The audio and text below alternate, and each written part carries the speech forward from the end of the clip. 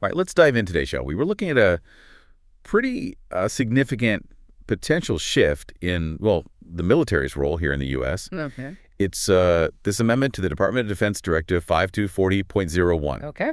And it's giving the Secretary of Defense the authority to, well, to actually authorize military use of lethal force in the U.S. when they're helping local law enforcement. Big one, huh?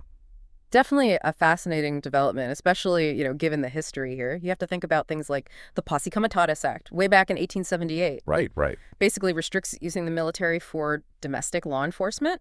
It's been kind of a cornerstone of the relationship between the military and civilian law enforcement for well over a century. So before this amendment, how was the DoD? How are they handling assisting law enforcement? I mean, they were doing it in some ways, I assume. Oh, for sure. Go back to the 2016 version of this directive, 5240.01. Okay. It actually outlines, permissible ways they could help.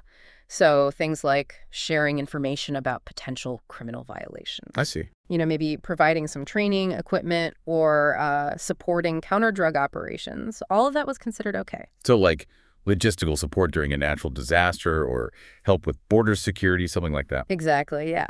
And all of this was, aligned with Executive Order 12333 as well, Right. which lays out those roles and responsibilities of intelligence agencies, really emphasizing that protection of U.S. persons' rights. Okay. Let's get into the big change, though. This new amendment, DoD 5240.1 from September 27th of this year, it specifically says the Secretary of Defense can actually authorize the military to use lethal force. Right. In certain situations here in the U.S. That's a pretty big change, right? What happened? What made them change that? That is the big question. And honestly, the amendment doesn't come right out and say why. Hmm. But I think we can maybe figure some things out if we look closer at the words they use and the situations they're outlining. Like, they talk about assets with potential for lethality, situations reasonably anticipated to involve lethal force. It's like they're getting ready for things to escalate quickly. And the examples they give are pretty intense. Civil disturbances, incidents involving, weapons of mass destruction, even confrontations between law enforcement and civilians. This isn't theoretical. Yeah, you're right. It's like they're preparing for some really serious stuff. And that's, the potential impact on everyone listening comes in. Think about it. Let's say there's a huge civil disturbance in your city. Right.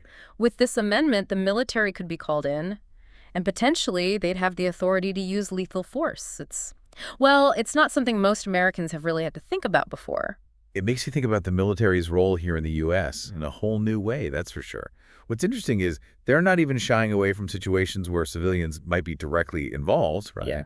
They even say, like when confrontations between law enforcement and civilians are expected. You're absolutely right. And the process for even approving these actions, it's very specific. The Secretary of Defense has to sign off, and sometimes even the president might need to be involved. Oh. So, it suggests they understand how serious this is. They're trying to put some checks and balances in there.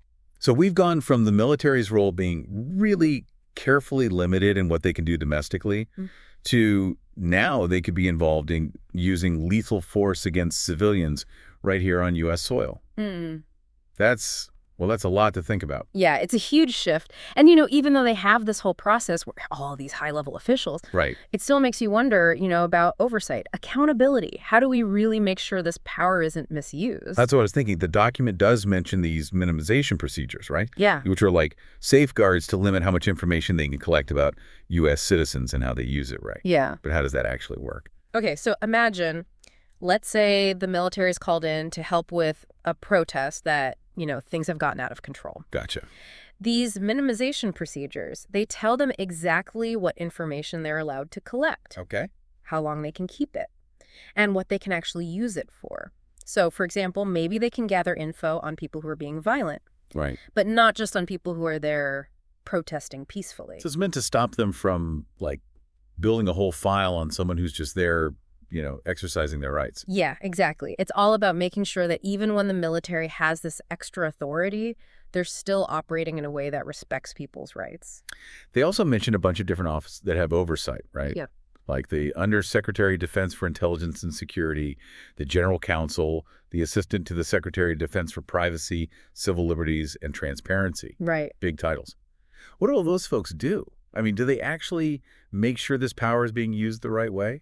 Well, basically, their job is to review and approve anything that involves collecting or sharing information about U.S. persons. Yeah. So they act as a check Okay. to make sure everything's being done legally and that, civil liberties are being protected. It sounds good in theory, but does it actually work? I mean, we've seen cases where even with these safeguards, agencies have gone too far, And that's why this is so important. You have to be aware of this stuff. Keep an eye on it. Those safeguards only work if the people in charge are actually following them. Yeah. So public awareness, super important here. We can't just assume everything will be fine because, there are procedures written down somewhere. So it's on us to hold them accountable. Exactly. We got to make sure this power isn't misused. So this amendment, it seems like it's part of this bigger trend, right? Yeah. Like all this concern about domestic terrorism, Executive Order 13388, all about information sharing between agencies.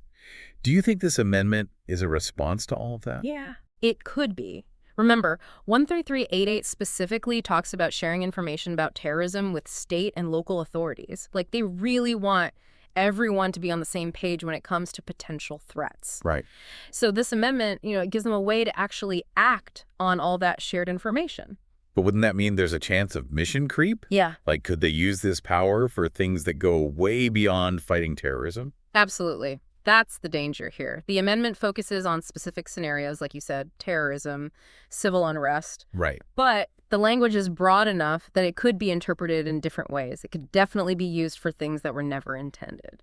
So we're talking about the possibility of misuse, the erosion of civil liberties. Mm-hmm. But then we have to consider the need to address real threats, keep people safe. Mm-hmm. How do you balance all of that? You hit the nail on the head. That is the question. And it's not going to be easy to answer. We Yeah. have to figure out what level of military involvement here at home is okay and what kind of safeguards we really need to prevent them from going too far. This amendment, it's definitely bringing all these issues to light. It's up to all of us to make sure our voices are heard, Let people know what we think. It's a conversation we need to have, and not just, with our friends and family. Right. We got to be talking to our elected officials, making sure things are transparent, holding them accountable for the choices they make. And it's not just on them either. It's on all of us to stay informed, talk about this stuff with each other, Right. and really think about what could happen if things go wrong. This amendment, it might seem like something happening in Washington, Right, right. but it could actually impact all of our lives. We've gone over a lot of complex stuff today, Mm. but I feel like we're just scratching the surface here. What about the long-term consequences? What do we need to be thinking about down the road? And how do we protect our rights as things change? Those are some big questions to think about. So we've talked about, the possibility of misuse, the need for oversight, and trying to find that balance between keeping people safe and protecting individual liberty.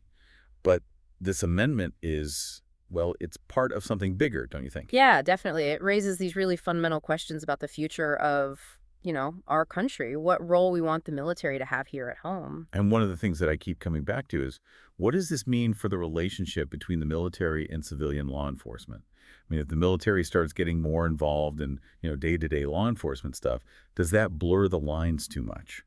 That's a big concern. And, it goes back to the Posse Comitatus Act we talked about earlier. That was designed specifically to prevent the military from becoming a domestic police force. Exactly. And this amendment doesn't overturn it or anything, but it's definitely pushing the boundaries.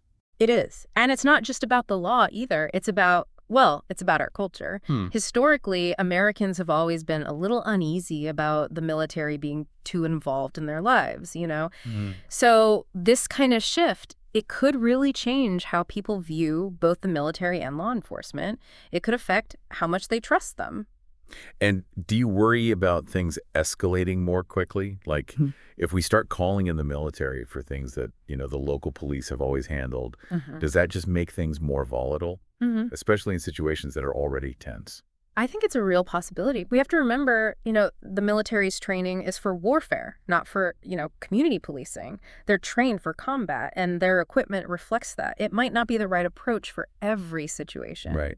Right. And then there's the whole issue of civil liberties. We've talked about the safeguards, but are they really enough to protect people's rights in the long run? That's the million-dollar question. The potential for increased surveillance, collecting personal data, it's definitely there. And even if their intentions are good, things can go wrong. Power can be misused. We've seen that happen before. So what can we do? What can regular people do to make sure their rights are protected? Well, the first thing is stay informed. Learn about this amendment, the Posse Comitatus Act, all of this stuff. Follow the news, read what the experts are saying, and talk about it with each other. Knowledge is power.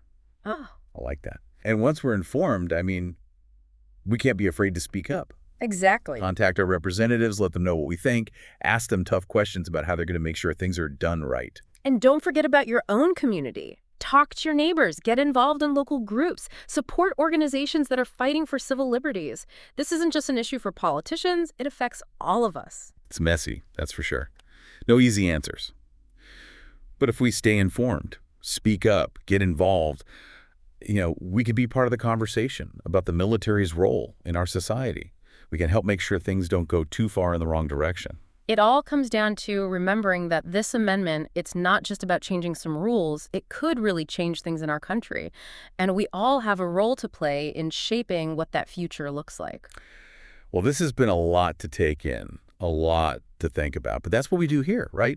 We try to understand the complexities, the nuances of these really important issues. Yeah. We want to equip all of you listening to, join the conversation, make informed decisions. Absolutely. So thank you for being here with us, for taking this deep dive. Keep learning, keep questioning, and most importantly, keep talking about these things.